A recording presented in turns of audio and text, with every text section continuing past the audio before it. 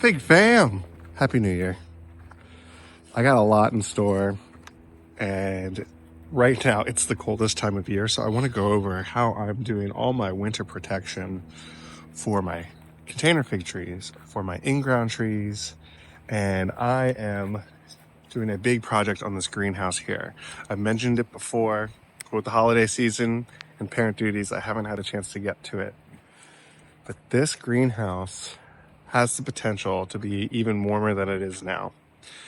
I got to put the phone down and work on the project a little bit, but I wanted to give you an update. Is that it is about 32 degrees out right now, and in this greenhouse it is about 48 degrees. But I am adding a whole second layer to this greenhouse. You can see the first panel is installed right there, and each subsequent panel is going to help increase the R value, or the solar absorption ratio to reflected ratio. A little warmer in the greenhouse. All right, cool. You can see my plumerias in here going dormant. A great way to do that is to stop watering it. I have my plant ICU down here that some of my friends dropped off some plants. I have some baby pup bananas that are going to go in the ground in the spring, including dwarf Orinoco and dwarf Cavendish. All my succulents, but you can see everything in here is hanging in. In fact, some of these baby cuttings are starting to wake up. I have some seed starter tomatoes here, and you can see, if I can show you guys, that this greenhouse is a little thin on top, and I've been meaning to do this project for a while. Last year, during our last big winter front coming through, I wrapped this whole thing in polyethylene greenhouse plastic, and that was a little cumbersome to navigate. So this year I'm getting more efficient, and I want to show you what I'm building, how I'm building it, and the end result. So stick with me and let's do this.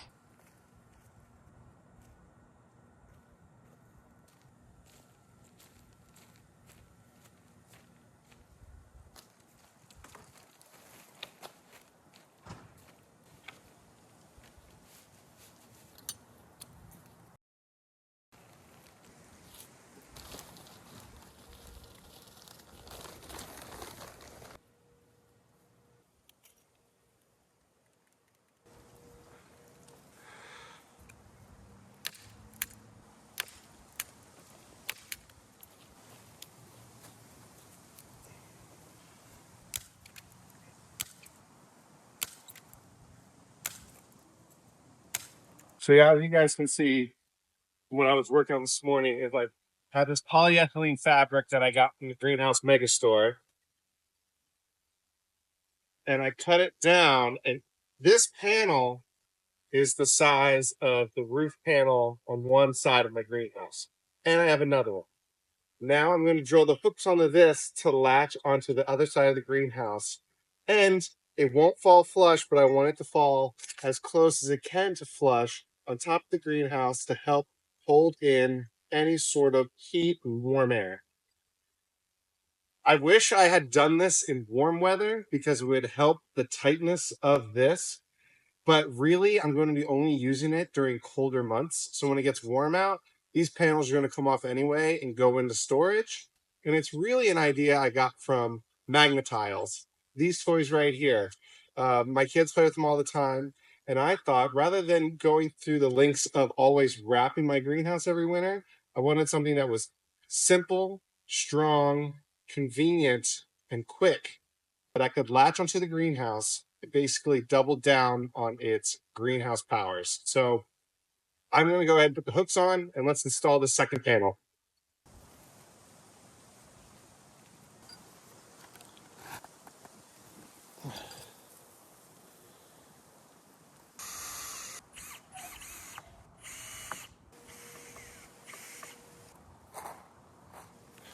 So what I did here is, rather than doing the hooks that I did on my last panel, I just put an L-shaped brace on here. And this is just going to hang, if I can zoom you in, on top of that panel, rather than trying to hook in conjunction with the top of the greenhouse frame. It might get a little too tight because of this because this panel overhangs just slightly enough that it might be difficult to get that one to hook on. So I am just going to slat it on top of that panel. Pretty neat. Woo, it's cold out. But in here, it's 60. Sorry, Tomarillo, I gotta water you, huh? Unfortunately, for me, that is not warm enough for fig cuttings at 11 in the day. So ideally, getting all these panels installed will allow it to be warmer in the nighttime, keeping in that heat and that radiant heat from my passive options and my heater and my heat mats. And then in the morning, it'll warm up quickly to those nice 70+ degree growing temps. Let's go ahead and get this panel installed on top and see where the gaps are. I have built a kite.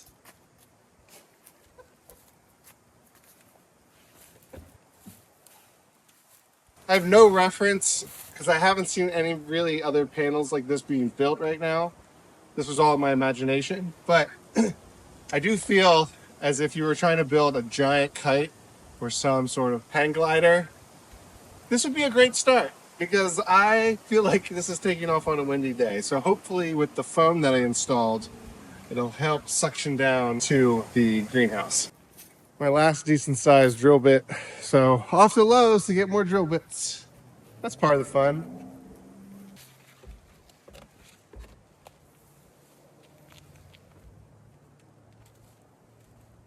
All right, in theory, it's gonna latch right on top. As long.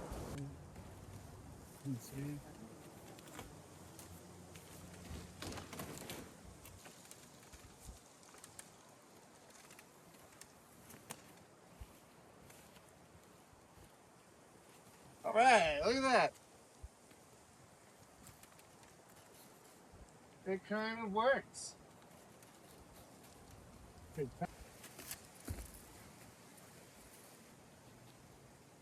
So I would say not bad. That actually works pretty good. Now I'm going to build a panel right here, and the same on the other side and the back side. The front, I'll have to think about. But as you can see, it's a windy day here, and I actually use it to my advantage, laying those braces down on top. And it seemed to have worked. Let's check out the inside of the greenhouse. Oops. Oh. Okay.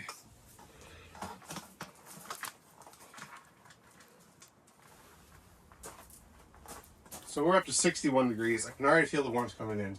But I already see the advantage here because you see my greenhouse just over the years of wind, because we've got tropical storm.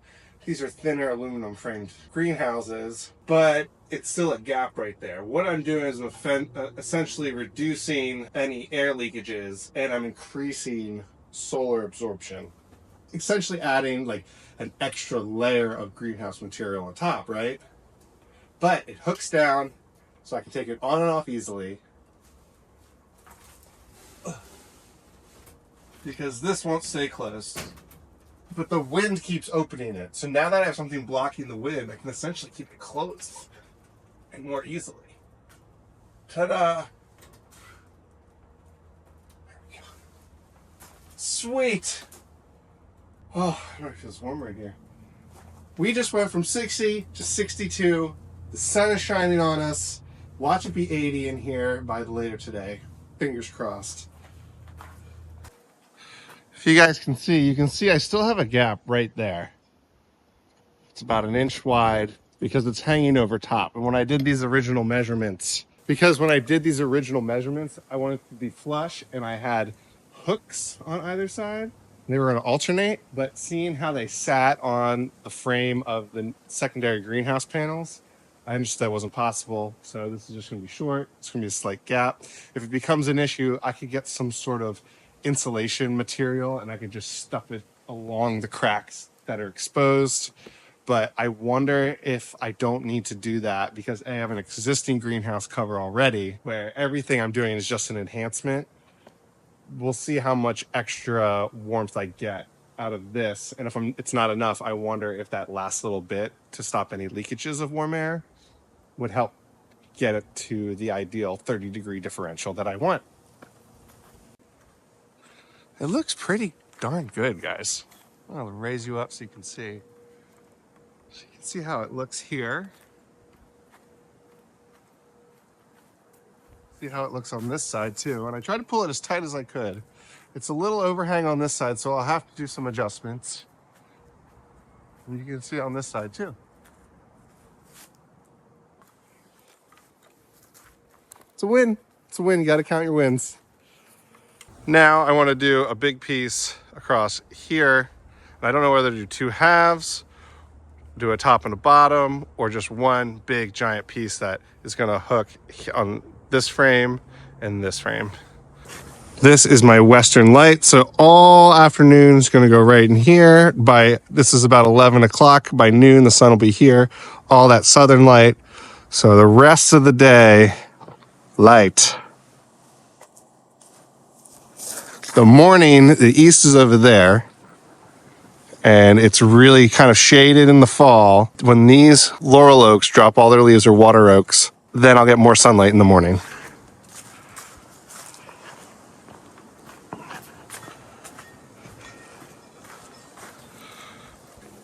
Kind of want to talk about why I put my greenhouse here, why I position it the way it is, and what benefits I get out of that. And there is a greenhouse book that I'll put the link to where you can get it in the comment section or in the description. But I put my greenhouse facing south, and I am very grateful that my whole backyard faces south, because in the wintertime here in Wilmington, North Carolina, the sun gets lower over here. And that means all winter long, I will have southern sunlight. So I put the longest space of my greenhouse facing south.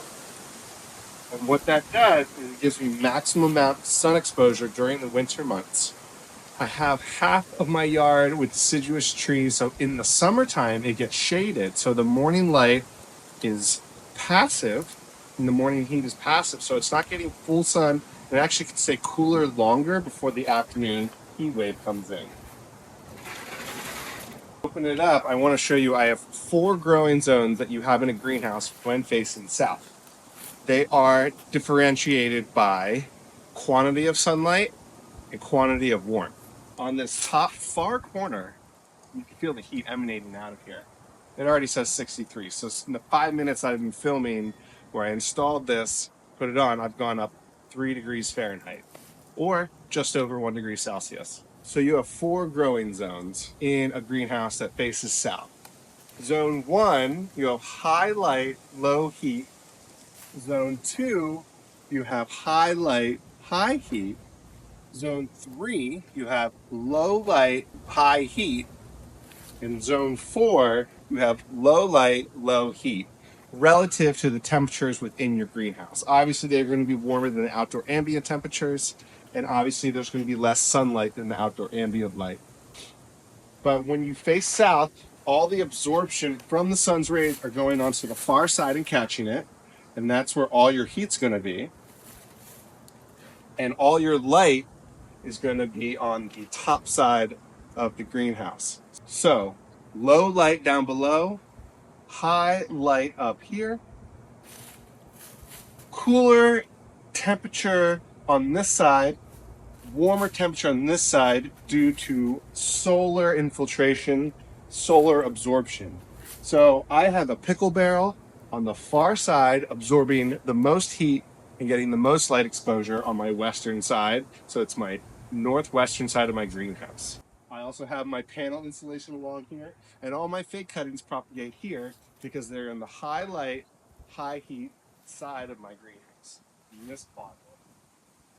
High heat, low light, low heat, low light, high light, low heat. Remember? So that's how a greenhouse is divvied up. I hope I explained that clearly for you. If you're not sure, feel free to shoot me a comment. We'll discuss. But putting your greenhouse south with the longest side facing south allows for efficient and maximum light and heat collection during the cold months when you want your greenhouse most. now that I am in the coldest part of the year with general consumer type greenhouse, I am souping it up to maximize how much temperature that I can retain in here passively during the coldest months. All right, I don't know how you guys do this, but this is my square and this is my level. And I can't reach up to the top corner of what the angle is going to be for that. But I know that this is an isosceles triangle. So these two angles will match each other. And the three of these need to add up to 180 degrees because it's a triangle. So if I follow it to the angle here, across, and this will help me decide if it's level or not. Coming down, coming down. Now this isn't perfect, it's just an eyeball, but right here, 15, 25, 30, 35. 35 is too much. Bringing it back just past 30. And ideally, I think if it needs to be a certain way, then I think it's 30 degrees. So the other one's 30 degrees, that's 60 degrees. So what's left is 120 degrees. So the angle at the top needs to be 120 degrees.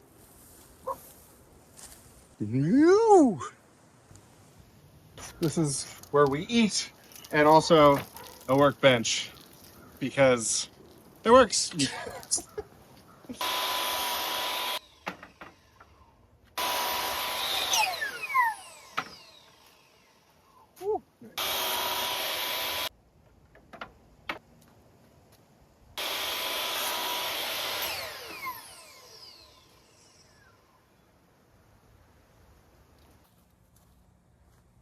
All right, so I got the two panels there, and I basically covered the two most vulnerable spots of my greenhouse. And now I'm going to put on the next tier of vulnerability, which is my whole western wall. Because of the design of this greenhouse, it's just a bunch of panels that are thinly connected through the aluminum framework. And there's even some gaps where you just have clips that hold the two polycarbonate panels together, which I've actually reinforced with greenhouse tape.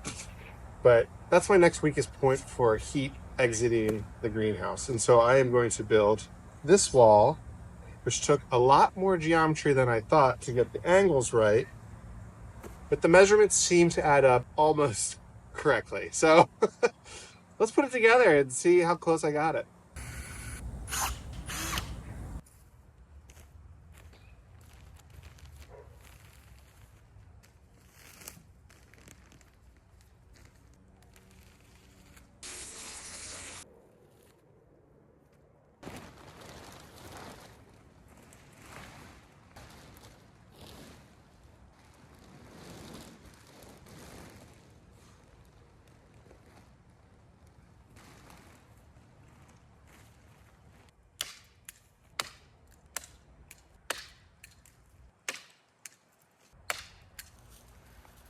All right, big fans. I finished the third panel of the construction. I had to dig out the bottom to get basically down to the foundation. But that's because I had put so much compost and leaves and mulch on top, which is great because as I dug down, the soil was awesome. Anyway, it matches up. I have it hooked. I have 4 hooks on the side of the greenhouse. And then what I did just in case is I put greenhouse tape, which is like extra sticky. So if you look up, you can kind of see up there. And then I put it on the sides here. I left just the littlest bit of slack, but I isolated here. If this, in the springtime, if I need to, I'll just snip this off and I'll leave it on the polyethylene fabric because it's still clear and it's okay. And I can just retape it every year. But it's just to hedge myself in case it gets really windy and blows off. I've essentially doubled the layer as a big magnet tile. This might stretch in the springtime, but I won't even need it then. Only for the winter time when it's extra cold. But in theory, I should be able to pull these 3 panels off and I might add the sides, but I might not need to. So, lunchtime, finally got this done. This panel took a while just because of my limited free time. Let's go see how warm it is. It's 44 degrees out. I get sun. Unfortunately, these magnolia trees keep growing taller and taller. When we step into the greenhouse, when we look down, 73 degrees. All right. I'm stoked. It's been down to the low 20s, and since I have potted figs, I was really nervous about them getting too cold and their roots freezing. Usually I say 20 degrees is the threshold for keeping a potted fig outside all the time. I've had them down to 18 degrees, but because we have 2 weeks of lows in the 20s, I didn't want to risk it because just constant stress, they can cave in over time. Anyway, guys, it's working. And I'm really excited because without that third panel, it was getting down to the low 20s at night outside, and it was getting down to about 46 in here. And then with the third panel, I'm hoping that it stays in the 50s, because if I can get in the 70s in the day and the 50s at night, that means I can propagate. For some of my more established cuttings, I am getting some propagation success, even getting down to the 40s at night. And that is a really big win. I can attribute that to the heat mats, but because I have heat mats and the new insulation during these cold periods that I can get through now, I can now propagate my fig cuttings. I do have fig cuttings for sale for all of you, and now I get to save some for me and grow them into trees for all of you guys in the spring and for everyone who's interested in fig trees in the future. If you guys appreciated the steps that I went into to basically growing out my greenhouse and propagation area for all 4 seasons, like, subscribe, reach out with questions. Happy to help. Thanks for watching again. Take care, Fig Fan.